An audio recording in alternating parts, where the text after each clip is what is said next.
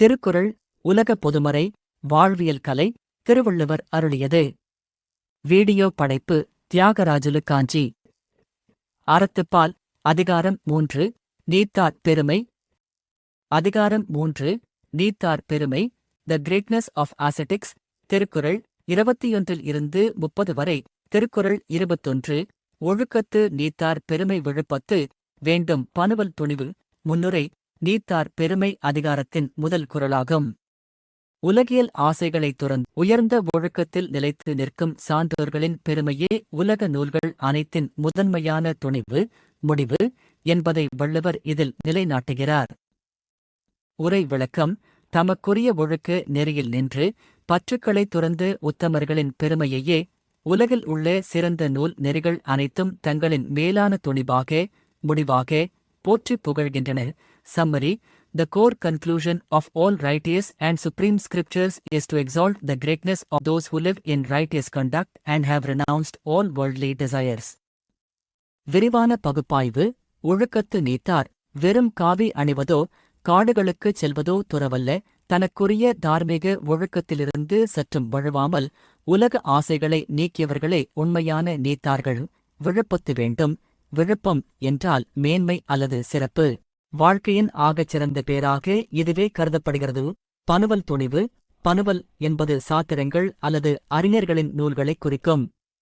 துணிவு என்பது தீவிர ஆராய்ச்சிக்குப் பின் எட்டப்படும் இறுதி முடிவு. உலகியல் இன்பங்களை விட ஒழுக்கமும் துறவுமே மேலானது என்பதுதான் அறிஞர்களின் இறுதி முடிவு. கருத்து மையக் கருத்து. ஒழுக்கத்தோடு ஆசைகளைத் துறந்தவர்களின் பெருமையைக் கொண்டாடுவதே உலகப் பேரறிஞர்களின் நூல்களின் இறுதி முடிவாகும். விளக்கம். மனிதன் அடைய வேண்டிய இலக்குகள் பலவாக நூல்களில் கூறப்பட்டிருந்தாலும் ஒழுக்க வழியில் நின்று பேராசைகளைத் துறந்தவர்களின் பெருமையை பேசுவதே அத்தனை நூல்களின் உச்சகட்ட நோக்கமாக இருக்கிறது. ஒழுக்கமே துறவறத்தின் அடித்தளம். தத்துவ பகுப்பாய்வு. ஆன்மீக மற்றும் உலகியல் தத்துவங்கள் அனைத்தும் மனிதனை பக்குவப்படுத்துவதையே நோக்கமாகக் கொண்டவை. அகம் தூய்மையடைந்து புறத்தே ஒழுக்கம் சிறந்து விளங்கும் போது ஒருவன் நீத்தார் ஆகிறான். உலகின் அத்தனை தத்துவங்களின் ஒட்டுமொத்த சாரமும் இந்த ஒழுக்கத் துறவே என்கிறது. திருக்குறள் 22 துறந்தார் பெருமை துணைக்கூறின் வையத்து இறந்தாரை எண்ணிக்கொண் தற்று. முன்னுரை. துறவிகளின் பெருமைக்கு எல்லை வகுக்க முடியுமா என்ற கேள்விக்கு உவமையின் மூலம் விடையளிக்கும் அதியற்புதமான திருக்குறள் இது. உரை விளக்கம். பற்றுக்களைத் துறந்த பெருமக்களின் பெருமையை இவ்வளவுதான் என்று அளவிட்டுக் கூறுவது என்பது உலகத்தில் இதுவரை பிறந்து இறந்த மனிதர்களின் எண்ணிக்கையை கணக்கிட முயல்வதைப் போன்றது. அதாவது அது இயலாத காரியம். Summary. Attempting to measure or describe the limitless greatness of those who have renounced worldly attachments is as impossible as counting all the people who have ever died on this earth. விரிவான பகுப்பாய்வு. துணைக்கூறின். துணை என்பது அளவு அல்லது எல்லை. பெருமையின் எல்லையை இத்தனை என்று வரையறுத்துக் கூறுதல். வையத்து இறந்தாரை எண்ணிக்கொண்டற்று. உலக வரலாற்றில் பிறந்து வாழ்ந்து மடிந்தவர்களின் எண்ணிக்கையை யாராலும் துல்லியமாக எண்ண முடியாது. அதுபோலவே ஆசைகளை வென்றவர்களின் ஆன்மீக ஆற்றலையும் பெருமையையும் வார்த்தைகளால் அளவிட முடியாது. கருத்து மையக் கருத்து. துறவிகளின் பெருமை அளவிடற்கரியது, எல்லைகளற்றது. விளக்கம்.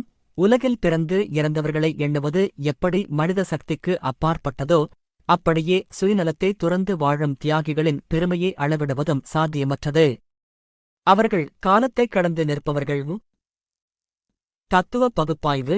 இறப்பு என்பது முடிவிலியே இன்ஃபினிட்டி குறிக்கும் ஒரு குறியீடு. மனித மனம் அகந்தையை ஈகோ துறக்கும் போது அது பிரபஞ்ச பெருவெளியோடு இணைந்து விடுகிறது. எல்லையற்ற இறை நிலையை எட்டிய ஒருவனின் பெருமைக்கு எல்லை வகுக்க நினைப்பது தத்துவ ரீதியாக முரண்பானது என்பதால் வள்ளுவர் இந்த உவமையை பயன்படுத்துகிறார். திருக்குறள் 23 இருமை வகை தெரிந்து ஈண்டறம் பூண்டார் பெருமை பிறங்கிற்று உலகு. முன்னுரை. இவ்வுலக வாழ்க்கை அவ்வுலக மறுமை வாழ்க்கை என்ற இரண்டின் இயல்புகளையும் ஆராய்ந்துணர்ந்து நல்வழியை தேர்ந்தெடுத்தவர்களின் பெருமையை பேசுகிறது. உரை விளக்கம். இப்பிறப்பின் இன்ப துன்பங்களையும் இனி வரும் பிறவியின் அல்லது வீடுபேற்றின் தன்மைகளையும் ஆராய்ந்து அறிந்து இவ்வுலகிலேயே அறநெறியை தங்களுக்குரிய ஆபரணமாக தாங்கி வாழ்பவர்களின் பெருமையே உலகத்தில் எல்லாவற்றையும் விட உயர்ந்து விளங்கும். Summary: The greatness of those who understand the nature of both worlds, the transient and the eternal, and resolutely practice righteousness here on earth, shines supreme above all else. விரிவான பகுப்பாய்வு. இருமை வகை தெரிந்து. இருமை என்பது இம்மை, இவ்வுலக வாழ்வு, மறுமை, அடுத்த நிலை அல்லது வீடுபேறு ஆகியவற்றைக் குறிக்கும். இவற்றின் நிலையாமை மற்றும் நிலையான தன்மைகளை பகுத்தறிதல். ஈண்டு அறம் பூண்டார். ஈண்டு என்றால் இவ்வுலகில். பூண்டார் என்றால் ஆபரணம் போல அறத்தை தாங்கிக் கொண்டவர்கள். பிறங்கிற்று உலகு. உலகத்தில் அவர்களின் பெருமை மிக ஓங்கி உயர்ந்து விளங்கும். கருத்து மையக் கருத்து. நன்மை தீமை, இம்மை மறுமை ஆகியவற்றின் உண்மைத்தன்மையை அறிந்து அறம் செய்பவர்களின் பெருமையே உலகை வழிநடத்துகிறது. விளக்கம்: உண்மையான அறிவு என்பது எது நிலையானது, எது தற்காலிகமானது என்பதை தெரிந்து கொள்வதாகும். அதைத் தெரிந்து கொண்டு தற்காலிக ஆசைகளில் வீழ்ந்துவிடாமல் அறத்தை மட்டுமே கட்டிக்காப்பவர்களின் பெருமை உலக வரலாற்றில் அழியாமல் நிலைத்திருக்கும். தத்துவ பகுப்பாய்வு. இது விவேகம், பகுத்தறிவு மற்றும் வைராக்கியம், பற்றின்மை பற்றிய தத்துவமாகும். பிரபஞ்சத்தின் இருமைகளை, டியூவாலிட்டிஸ், அதாவது இன்பம் துன்பம், பிறப்பு இறப்பு போன்றவற்றை கடந்த ஒருவரால்தான் சமநிலை ஏதி அறத்தை நிலைநிறுத்த முடியும் என்ற தத்துவ நெறியை இது விளக்குகிறது. திருக்குறள் 24. உரனென்னும் தோட்டியான் ஓரைந்தும் காப்பான், வரனென்னும் வைப்பிற்கோர் வித்து. முன்னுரை: ஐம்புலன்களைக் கட்டுப்படுத்துவது மிக கடினமான காரியம். அதை எப்படி கட்டுப்படுத்த வேண்டும், அப்படி செய்பவனின் உயர்வு என்ன என்பதை ஒரு அழகான உருவகத்தின் மூலம் வள்ளுவர் விளக்குகிறார். உரை விளக்கம்: மன உறுதி என்னும் அங்கசத்தைக் கொண்டு மதம் பிடித்த யானை போன்ற ஐம்புலன்களையும் மெய், வாய், கண், மூக்கு, செவி தன் வசம் கட்டுப்படுத்தி வாழ்பவன் எல்லாவற்றிலும் மேலான முக்தி, வீடுபேறு என்னும் உன்னத உலகிற்குச் செல்லும் தகுதியுடைய விதை போன்றவன் ஆவான். Summary: He who controls his five senses using the goad of firm mental strength is a seed destined for the supreme realm of liberation. விரிவான பகுப்பாய்வு. உரன் என்னும் தோட்டி. உரன் என்றால் மன உறுதி, அறிவு வலிமை. தோட்டி என்பது மதம் பிடித்த யானையை அடக்கும் அங்குசம், அங்குஸ். ஓரைந்தும் காப்பான். ஐந்து புலன்களின் சுவை, ஒளி, ஊறு, ஓசை, நாற்றம் வழியே மனம் சிதறிவிடாமல் காப்பவன்.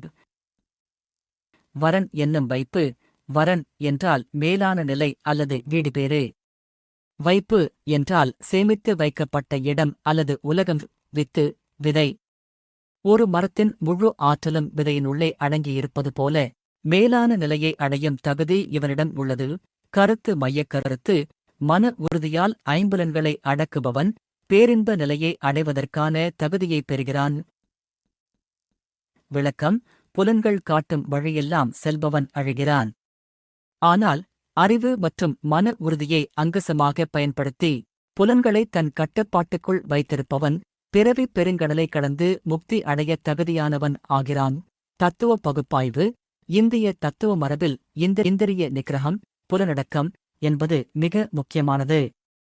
புலன்கள் புற உலகை நோக்கி ஓடக்கூடியவை. அவற்றை அகத்தை நோக்கி திருப்புவதே யோகம். புலன்களை அடக்கும் மன ஆற்றலை ஆன்மீக பரிணாம வளர்ச்சியின் தொடக்கமாக, விதையாக உருவகிக்கிறது. Thirukkural 25.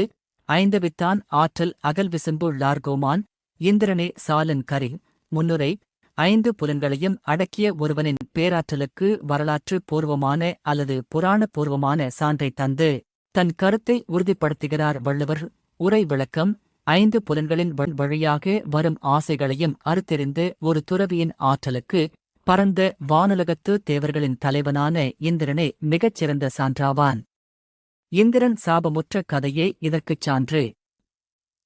Summary: The king of the wide heavens, Indra himself, stands as a sufficient proof of the catastrophic power and spiritual might of those who have conquered their five senses. விரிவான பகுப்பாய்வு. ஐந்தவித்தான். ஐந்து புலன்களின் தீய வழிகளை அவித்தவன், அழித்தவன். அகல் விசும்புளார் கோமான். அகல் விசும்பு என்றால் பரந்த வானகம். அங்கே வாழும் தேவர்களின் கோமான், தலைவன் இந்திரன். சாலன் கரி. சாலம் என்றால் மிகத் தகுதியான, கரி என்றால் சாட்சி, விட்னஸ். கருத்து மையக் கருத்து. புலன்களை அடக்கியவர்களின் சாபத்திற்கும் அருளிற்கும் பேராற்றல் உண்டு என்பதற்கு இந்திரனின் கதையே சாட்சியாகும். விளக்கம்: இலக்கிய கதைகளின்படி அகலிகை வசம் தன் புலன்களை கட்டுப்படுத்த முடியாமல் தவறிய இந்திரன் கௌதம முனிவர் என்ற 5 வித்து முனிவரின் சாபத்திற்கு ஆளாகி தன் பெருமைகளை இழந்தான். தேவர்களின் தலைவனாகவே இருந்தாலும் புலனடக்கம் இல்லாதவன், புலனடக்கம் உடைய ஒரு துறவியின் ஆற்றலுக்கு முன்னால் தோற்றுப் போவான் என்பதற்கு இந்திரனே சாட்சி. தத்துவ பகுப்பாய்வு. இங்கு தத்துவம் என்னவென்றால் பொருள் மற்றும் பதவியால் வரும் அதிகாரம். இந்திர பதவி என்பது தற்காலிகமானது. ஆன்மீக மற்றும் புலனடக்கத்தால் வரும் ஆத்மசக்தி, துறவியின் ஆற்றல் என்பது அதைக் காட்டிலும் வலிமையானது. உலகியல் அதிகாரத்தை விட அகக்கட்டுப்பாடே மிக உயர்தரமான ஆற்றல் என்பதை பறைசாற்றுகிறது. திருக்குறள் 26. செயற்கரிய செய்வார் பெரியர் சிறியர் செயற்கரிய செய்கலாதார். முன்னுரை. உலகில் உள்ள மனிதர்களில் யார் பெரியவர், சான்றோர், யார் சிறியவர் என்பதை அவர்கள் செய்யும் செயல்களின் கடினத்தன்மையைக் கொண்டு வரையறுக்கிறது. உரை விளக்கம்: செய்வதற்கு முடியாத அரிய செயல்களை செய்து முடிப்பவரே பெரியோர் ஆவர். செய்வதற்கு அரிய செயல்களை செய்ய முடியாதவர் சிறியோர் ஆவர். Summary: Those who accomplish difficult and rare tasks are great. Those who cannot are ordinary or small-minded. விரிவான பகுப்பாய்வு. செயற்கரிய, சாதாரண மனிதர்களால் செய்ய முடியாத, மனக்கட்டுப்பாடும் தியாகமும் தேவைப்படும் அரிய செயல்கள். பெரியர் சிறியர். வள்ளுவர் இங்கு பெரியர், சிறியர் எனக் குறிப்பிடுவது பிறப்பாலோ செல்வத்தாலோ பதவியாலோ அல்ல, அவர்கள் செய்யும் செயல்களின் தரம் மற்றும் வீரியத்தைக் கொண்டே ஆகும். ஐம்புலன்களை அடக்கி உலக நன்மைக்காக உழைப்பதே இங்கு அரிய செயலாக கருதப்படுகிறது. கருத்து மையக் கருத்து: ஒருவருடைய பெருமையும் சிறுமையும் அவர் ஆற்றும் செயல்களினாலேயே தீர்மானிக்கப்படுகிறது. விளக்கம்: உலகில் பிறப்பது எளிது, சாதாரண வாழ்க்கை வாழ்வது எளிது. ஆனால் தன் சுயநலத்தை துறந்து பிறர் நலம் பேணி எவராலும் செய்ய முடியாத சாதனைகளை படைப்பவர்களே வரலாற்றில் நிலைத்து நிற்கிறார்கள். அவர்களே பெரியோர். என்னால் முடியாது என்று பின்வாங்குபவர்கள் சிறியோர் வரிசையில் சேர்க்கப்படுவர். தத்துவ பகுப்பாய்வு. மனித ஆற்றல் எல்லையற்றது. சாதாரண மனிதன் தன் ஆசைகளுக்கும் புலன்களுக்கும் அடிமையாகி வாழ்கிறான். ஆனால் ஆன்மீக அல்லது அறவழியில் உயர்ந்த சான்றோர்கள் தங்களின் மனதை வென்று இயற்கையையும் வெல்லும் ஆற்றலை பெறுகிறார்கள். இந்த அகமாற்றமே செயற்கரிய செயல் என்ற தத்துவமாக விளக்கப்படுகிறது. திருக்குறள் 27. சுவையொலி ஊரோசை நாற்றமென்றைந்தின் வகை தெரிவான் கட்டே உலகு. முன்னுரை. ஐம்புலன்களின் இயல்புகளையும் அவற்றின் வழியே உலகை அறியும் அறிவையும் பெற்ற ஞானிகளின் சிறப்பை விவரிக்கிறது. உரை விளக்கம்: சுவை, ஒளி, ஊறு, ஓசை, நாற்றம் என்று சொல்லப்படும் 5 புலன்களின் வழிகளையும் ஆராய்ந்து அறிய வல்லவருடைய அறிவின் எல்லையில்தான் இந்த உலகமே அடங்கியுள்ளது. Summary: The entire world lies within the understanding of the wise person who comprehends the nature of the 5 senses: taste, sight, touch, sound and smell. விரிவான பகுப்பாய்வு. 5 வகைதறிவான். சுவை, நாக்கு; ஒளி, கண்; ஊறு, தொடுதல்; தோல், ஓசை, செவி; நாற்றம், மணம்; மூக்கு ஆகிய 5 புலன் நுகர்ச்சிகளின் தன்மைகளையும் அவற்றால் ஏற்படும் ஆசைகளையும் பிரித்தறிந்து வெல்பவன் கட்டை உலகு.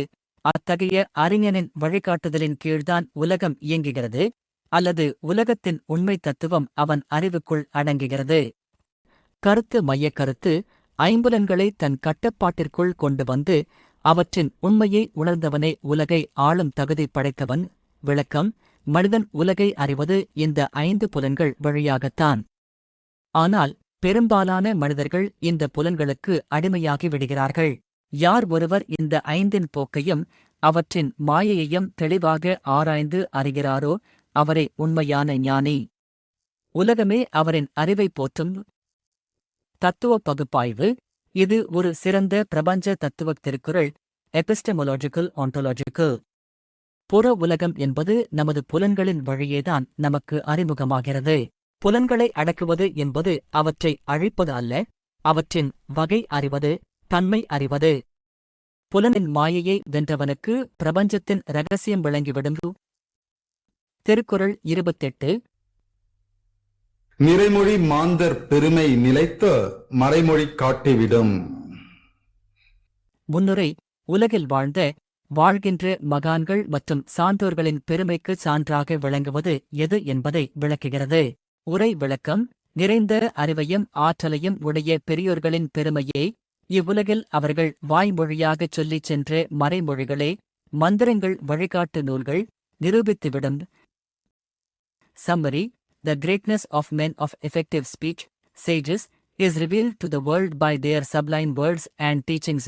விரிவான பகுப்பாய்வு நிறைமொழி மாந்தர் சொன்ன சொல் தவறாத உள்ளொன்றும் புறமொன்றும் இல்லாத ஆன்ம பலம் மிக்க பெரியோர்கள். மறைமொழி அவர்கள் அருளிய அறநூல்கள், போதனைகள் அல்லது தீர்க்கதரிசன வார்த்தைகள். இவை காலத்தை கடந்து நிற்பவை. கருத்து மையக்கருத்து சான்றோர்களின் பெருமையை தனித்து விளம்பரப்படுத்த தேவையில்லை. அவர்களின் காலத்தால் அழியாத அறிவுரைகளே அவர்களின் பெருமையை பறைசாற்றும். விளக்கம் உலகில் வாழ்ந்த சித்தர்கள், ஞானிகள், தீர்க்கதரிசிகள் போன்றோரின் ஆற்றலை நாம் நேரில் பார்க்காவிட்டாலும் அவர்கள் மனித குலத்திற்காக தந்துவிட்டுச் சென்ற வழிகாட்டுதல்களும் அவர்களின் வாக்குகளும் பலிப்பதைக் கொண்டே அவர்களின் உயர்வை நாம் உணர்ந்து கொள்ள முடியும். தத்துவ பகுப்பாய்வு சொல்லின் செல்வாக்கு மற்றும் வாக்கு பலிதம் என்ற ஆன்மீக தத்துவம் இங்கு பேசப்படுகிறது. தூய்மையான மனதிலிருந்து வெளிப்படும் வார்த்தைகளுக்கு அண்டவெளியை அசைக்கும் ஆற்றல் உண்டு. அந்த மறைபொருள் வாய்ந்த வார்த்தைகளே சான்றோர்களின் ஆன்ம பலத்திற்குச் சான்று. திருக்குறள் 29. குணமின்னும் குன்றேறி நின்றார் வெகுளி கணமேயும் காத்தல் அரிது. முன்னுரை குணங்களால் உயர்ந்த சான்றோர்களுக்கு கோபம் வராது. அப்படியே வந்தாலும் அது எவ்வளவு காலம் நீடிக்கும் என்பதை நயமாக கூறுகிறது. உரை விளக்கம் நற்பண்புகளாகிய மலையின் மேல் ஏறி நின்ற பெரியோர்களின் கோபமானது ஒரு கணப்பொழுதேனும் நீடித்து இருக்காது, அது உடனே மறைந்துவிடும். Summary: The anger of those who have ascended the mountain of virtue lasts not even for a moment. விரிவான பகுப்பாய்வு குணமென்னும் குன்றேறி நின்றார் நற்குணங்களின் உறைவிடமாக குன்று போல உயர்ந்து நிற்பவர்கள் வெகுளி கணமேயும் காத்தல் அரிது. அவர்களின் கோபம் வெகுளி ஒரு நொடி பொழுது கூட தங்கி நிற்பதில்லை. கருத்து மையக்கருத்து சான்றோர்கள் கோபம் கொள்ள மாட்டார்கள். உலக நன்மைக்காக கோபப்பட்டாலும் அது ஒரு கணத்தில் மறைந்துவிடும். விளக்கம் பெரியோர்கள் பொதுவாக சார்ந்த குணம் உடையவர்கள். தவறுகளைக் காணும்போது அவர்கள் காட்டும் கோபம் என்பது சுயநலத்தால் ஆனது அல்ல, அது ஒரு நல்வழிப்படுத்தும் முயற்சி மட்டுமே. எனவே அந்த கோபம் தண்ணீரில் எழுதிய எழுத்து போல ஒரு கணத்தில் மறைந்து மீண்டும் கருணையே மேலோங்கும். தத்துவ பகுப்பாய்வு சாதாரண மனிதர்களின் கோபம் பழிவாங்கும் உணர்ச்சியாக மாறி மனதில் நெடுங்காலம் தங்கி நஞ்சாக மாறுகிறது. ஆனால் ஆன்மீக முதிர்ச்சி அடைந்தவர்களின் கோபம் தற்காலிகமானது. அது அகங்காரத்திலிருந்து பிறப்பது அல்ல, தர்மத்தைக் காக்க எழும் ஒரு கணம் மட்டுமே. திருக்குறள் 30. அந்தணர் என்போர் அறவோர் மற்றெவ்வுயிர்க்கும் செந்தன்மை பூண்டொழுகலான். முன்னுரை அந்தணர் என்ற சொல்லிற்கு சாதி குல வேறுபாடுகளுக்கு அப்பாற்பட்டு உலக பொதுவான உன்னதமான புதிய இலக்கணத்தை வள்ளுவர் இக்குறளில் வகிக்கிறார். உரை விளக்கம் எல்லா உயிர்களிடத்தும் செம்மையான கருணையைக் கொண்டு ஒழுகுவதால் அறவழியில் நடக்கும் சான்றோர்களே அந்தணர் என்று அழைக்கப்படத் தகுதியானவர்கள் ஆவர். Summary: The righteous are truly called Anthanar, sages, because they compassionately extend kindness towards all living beings. விரிவான பகுப்பாய்வு அந்தணர் என்போர் அறவோர்.